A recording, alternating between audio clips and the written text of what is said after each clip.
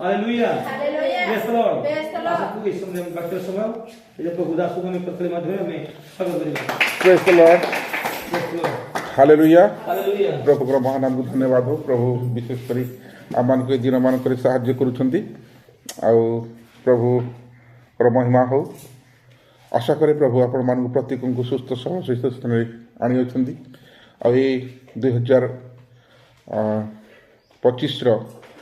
ଆଉ ଶେଷ ଦ୍ୱିତୀୟ ମାସର ଶେଷ ସପ୍ତାହରେ ଆମମାନେ ଆଜି ପହଞ୍ଚିଛୁ ପ୍ରଭୁ ଆମମାନଙ୍କୁ ସୁସ୍ଥ ସବଳ ରଖିଅଛନ୍ତି ଆଉ ଆମମାନେ ସମସ୍ତେ ଆଉ ପ୍ରଭୁଙ୍କ ସହିତ ଅଛୁ ଆଉ ପ୍ରଭୁଙ୍କ ସହିତ ମହିମା କରିବାରେ ଲାଗି ରହିଛୁ ପ୍ରଭୁ ଆମମାନଙ୍କୁ ଜୀବିତ ଭାବରେ ସୁସ୍ଥ ସବଳ ସହିତ ଜଗତରେ ରଖିଅଛନ୍ତି ସେଥିପାଇଁ ପ୍ରଭୁଙ୍କର ମହାନାମକୁ ଧନ୍ୟବାଦ ଦେବା ଆଉ ଆସନ୍ତୁ ଆମମାନେ ଆଉ ପ୍ରାର୍ଥନା କରିବା ଜୀବିତ ପ୍ରଭୁ ତୁମକୁ ଧନ୍ୟବାଦ ଦେଉଛୁ ପିତା ତୁମେ ମହାନ ପରମେଶ୍ୱର ଅଟ ପ୍ରଭୁ ତୁମେ ଗୌରବ ପାଇବା ପରମେଶ୍ୱର ପ୍ରଭୁ ପ୍ରଭୁ ଏ ସମୟରେ ତୁମେ ଆମମାନଙ୍କୁ ଜୀବିତ ଭାବରେ ରଖିଅଛ ଏ ଜଗତ ମଧ୍ୟରେ ପ୍ରତ୍ୟେକଙ୍କ ଠାରୁ ଆମମାନଙ୍କୁ ପୃଥକ କରି ପ୍ରଭୁ ତୁମରି ସହିତ ଜୀବନ କାଟିବା ପାଇଁ ତୁମେ ସାହାଯ୍ୟ କରୁଛ ସେଥିପାଇଁ ତୁମକୁ ଧନ୍ୟବାଦ ଦେଉଛୁ ପ୍ରଭୁ ପବିତ୍ର ପ୍ରଭୁ ଏ ଜଗତ ଯେପରି ତୁମକୁ ଜାଣି ଏ ଜଗତର ପ୍ରତ୍ୟେକ ଲୋକ ତୁମକୁ ଚିହ୍ନି ପ୍ରଭୁ ତୁମରି ମହିମା କରିବ ସେଥିପାଇଁ ତୁମେ ହେ ପ୍ରଭୁ ସେମାନଙ୍କୁ ଆଶୀର୍ବାଦ କର ପ୍ରତ୍ୟେକ ଲୋକଙ୍କୁ ପ୍ରଭୁ ତୁମେ ସହବର୍ତ୍ତୀ ପ୍ରଭୁ ପୃଥିବୀ ଥିବା ଏ ଜଗତରେ ଥିବା ଭାରତରେ ଥିବା ପ୍ରତ୍ୟେକ ଲୋକଙ୍କୁ ପ୍ରଭୁ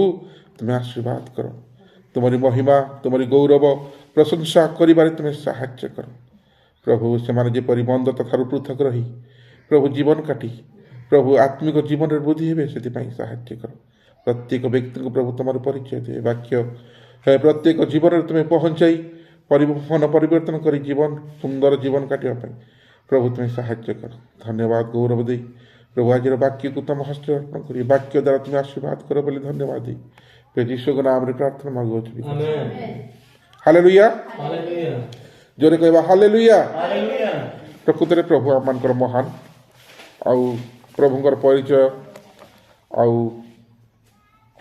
ଯଦି ଆଜି ନଥାନ୍ତା ଆମେ ଯଦି ପ୍ରଭୁଙ୍କର ପରିଚୟ ପାଇନଥାନ୍ତୁ ତାହେଲେ ଆମେ ଆଜି କେବେ ବି ପ୍ରଭୁଙ୍କ ସହିତ ଆଜି ରହିନଥାନ୍ତୁ କାରଣ ପ୍ରଭୁ ଆମମାନଙ୍କୁ ବାଛି ଅଛନ୍ତି ପ୍ରଭୁ ଆମମାନଙ୍କୁ କଥା କହୁଅଛନ୍ତି ପ୍ରଭୁ ଆମମାନଙ୍କୁ ପ୍ରତ୍ୟେକ ମୁହୂର୍ତ୍ତରେ ଦେଖିଅଛନ୍ତି ଏ ଜଗତ ମଧ୍ୟରୁ ପ୍ରଭୁ ଆମକୁ କ'ଣ କରିଅଛନ୍ତି ବାଛି ଅଛନ୍ତି ଆମେ ଯଦି ହୋସେୟ ପୁସ୍ତକ ବାହାର କରିବା ସେଠି ଲେଖାଯାଏ ହୋସେୟ 2:23 ସେଠି କ'ଣ ଲେଖାଯାଏ ଟିକେ ପଢ଼ିବା ହୋସେୟ 2:23ଟା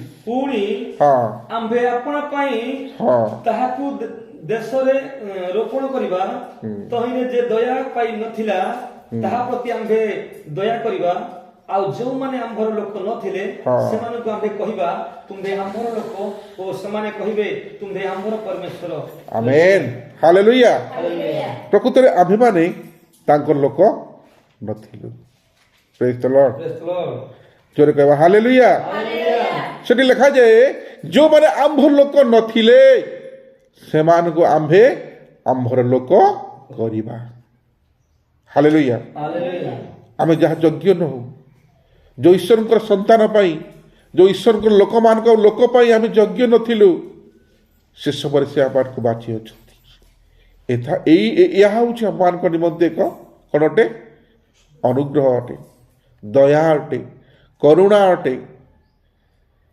କାରଣ ଯେଉଁ ଇସ୍ରାଏଲ ମାନଙ୍କ ପାଇଁ ପ୍ରଭୁ ଆସିଥିଲେ ଯେଉଁ ଇସ୍ରାଏଲ ମାନଙ୍କୁ ଆପଣର ଲୋକ ବୋଲି ମନେ କରୁଥିଲେ ଇସ୍ରାଏଲ ମାନେ ଅବାଧ୍ୟତା ହେବା ହେତୁ ସେ ଆମମାନଙ୍କୁ ମନୋନୀତ କଲେ ସେ ଆମ୍ଭର ଲୋକ ବୋଲି ସେ କହିଲେ ଯେଉଁମାନେ ଆମ୍ଭର ଲୋକ ନଥିଲେ ହାଲେଲୁୟା ଆମେ ତାଙ୍କର ପ୍ରକୃତରେ ଆମେ ତାଙ୍କ ଲୋକ ନଥିଲୁ ଲୋକ ଥିଲେ ତାଙ୍କର କିଏ ଇସ୍ରାଏଲ ମାନେ ତାଙ୍କର ଲୋକ ଥିଲେ ଇସ୍ରାଏଲ ଲୋକମାନେ ତାଙ୍କର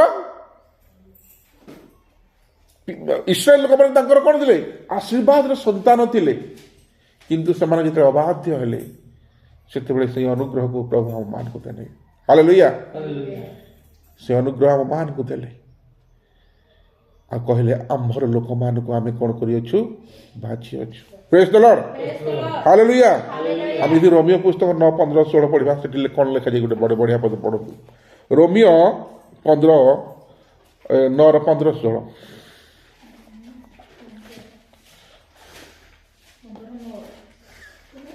9:15-16 ପଢିଲ ଜଲ୍ଦି ଫଟାଫଟ ପଢନ୍ତୁ। କାରଣ ହଁ ସେ ମଶାଙ୍କୁ କହନ୍ତି ହଁ ଯାହା ଉପରେ ଆମ୍ଭର ଦୟା ଅଛି ଯାହା ଉପରେ ଆମ୍ଭର ଦୟା ଅଛି ତାହାକୁ ଆମ୍ଭେ ଦୟା କରିବା, ତାହାକୁ ଆମେ ଦୟା କରିବା।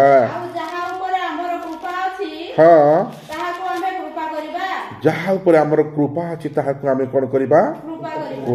କୃପା କରିବା। ତାପରେ ଅତଏବ ଯେ ଇଚ୍ଛା କରେ କିମ୍ବା ହଁ। ଯେ ଚେଷ୍ଟା କରେ ହଁ। ତାହାଠାରୁ ଏହା ହୁଏ ନାହିଁ, ହଁ। ମାତ୍ର ଦୟାଳୁ ଈଶ୍ୱରଙ୍କ ଠାରୁ ହୁଏ। ପ୍ରେଜ୍ ଦ ଲର୍ଡ।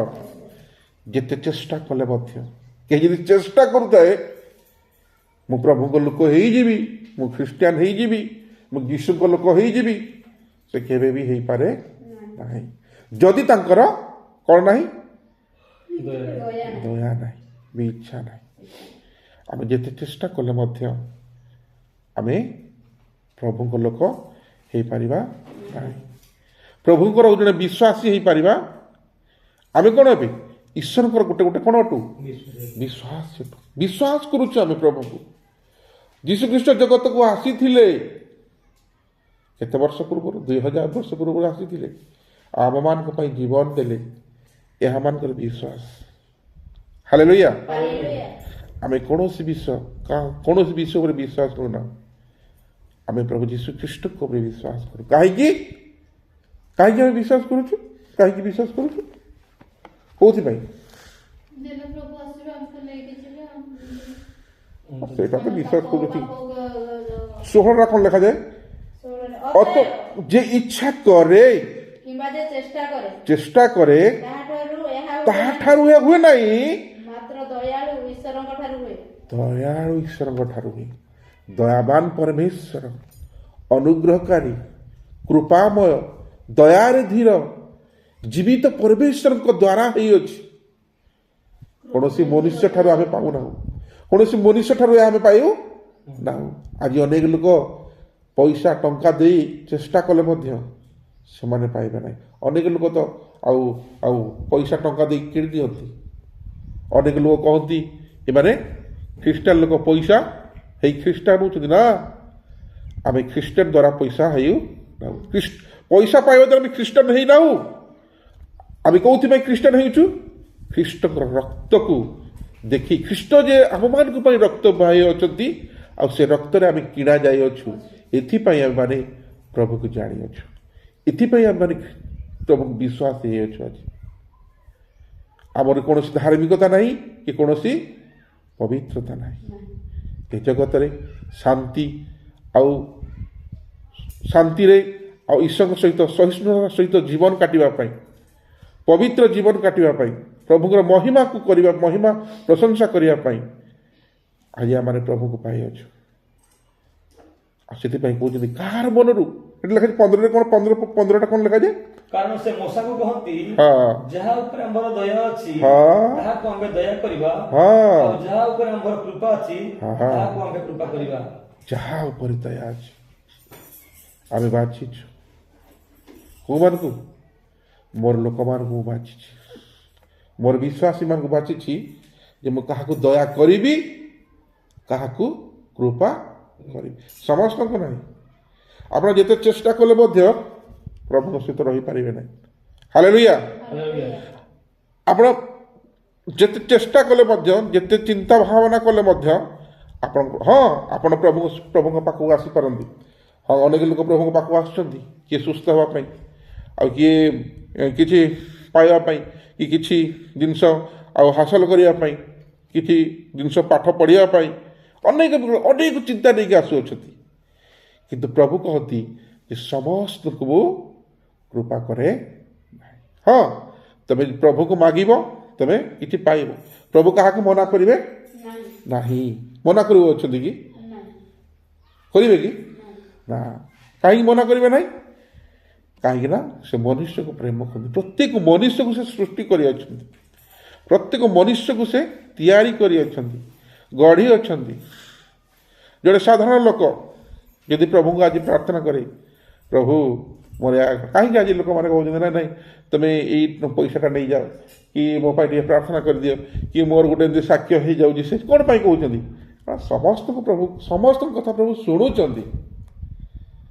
ତାହା ବୋଲି ନୁହଁ ଯେ ସେମାନେ କୃପାବାନ, ଦୟାଳୁ ବ୍ୟକ୍ତି, ସେଇମାନେ ଦୟାଳୁ ବ୍ୟକ୍ତି, ସେଇମାନେ କୃପାବାନ ବ୍ୟକ୍ତି ଯେଉଁମାନେ ପରିତ୍ରାଣ ପାଇ ଅଛନ୍ତି।